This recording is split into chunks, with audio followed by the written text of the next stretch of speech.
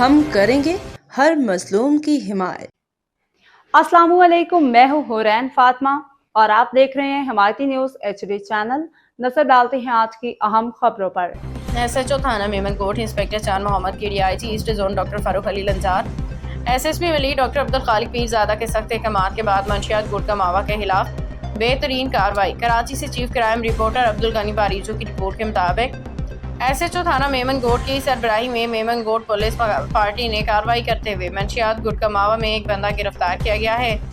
जामकोट ईदगाह मेमनकोट road के पास checking में मसरूफ थे कि एक शख्स को होंडा 125 बाइक पे आते हुए पाके रोक के चेकिंग के लिए रोक के पकड़ा तो अपना नाम फरहान वल्द इस्माइल बताया। MC नंबर KQ800109 की चेंकी में रखे सब्ज रंग के शॉपर को खोल के चेक किया तो इस सब्ज रंग के शॉपर के अंदर 80 पुड़िया मावा गुटखा था, जिसको डिजिटल कांटे से वजन किया तो वजन 2 किलो 400 ग्राम। गिरफ्तार शुदा मुलजिम के खिलाफ मुकदमा दर्ज, मजीद तफ्तीश के लिए शोबे तहकीकात पुलिस के हवाले कर दिया गया है।